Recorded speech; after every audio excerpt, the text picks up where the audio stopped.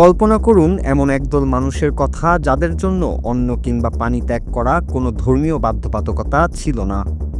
তবু তারা স্বেচ্ছায় ভোরের আলো ফোটার আগে থেকে গোধূলি লগ্ন পর্যন্ত এক বিন্দু পানিও স্পর্শ করেনি।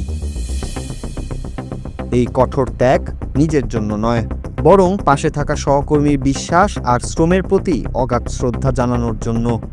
পৃথিবীর এক প্রান্তে একদল মানুষ প্রমাণ করে দিয়েছেন যে ধর্ম ও সংস্কৃতি আলাদা হলেও সহমর্মিতা আর ভালোবাসার ভাষা সবার জন্য একই।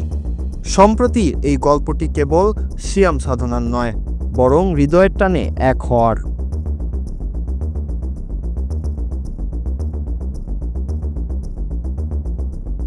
সম্প্রীতির এই অভূতপূর্ব ঘটনাটি ঘটেছে যুক্তরাজ্যের লুটন সিটি কাউন্সিলে। সম্প্রতি সেখানকার প্রায় ২৫ জন অমুসলিম কর্মকর্তা ও কাউন্সিলর তাদের মুসলিম সহকর্মীদের প্রতি সম্মান জানিয়ে পবিত্র রমজানের রোজার সাথে সংহতি প্রকাশ করেন। সূর্যোদয়ের আগে থেকে সূর্যাস্ত পর্যন্ত তারা খাবার ও পানীয় থেকে সম্পূর্ণ বিরত থেকে একদিনের রোজা পালন করেন। দিন শেষে লুটন টাউন হলে সবাই মিলে একত্রিত হন এক আনন্দঘন ইফতার মাহফিলে, যেখানে মুসলিম সহকর্মীরা নিজেদের ঘর থেকে তৈরি করা হরেক রকমের খাবার নিয়ে এসে এই মিলন মেলাকে পূর্ণতা দেন। এই মহতী উদ্যোগের প্রধান আয়োজক এবং লুটন কাউন্সিলের যোগাযোগ বিভাগের প্রধান অ্যাডাম কারানি জানান, এই অভিজ্ঞতা ছিল একই সাথে চ্যালেঞ্জিং এবং বিনম্রতার।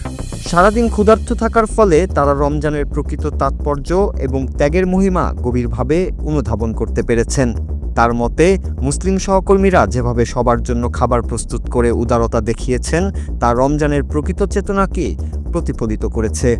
এই আয়োজন কেবল কর্মীদের নিজেদের মধ্যকার সম্পর্ককেই দৃঢ় করেনি, বরং একে অপরের সংস্কৃতির প্রতি শ্রদ্ধাবোধ আরও বাড়িয়ে দিয়েছে।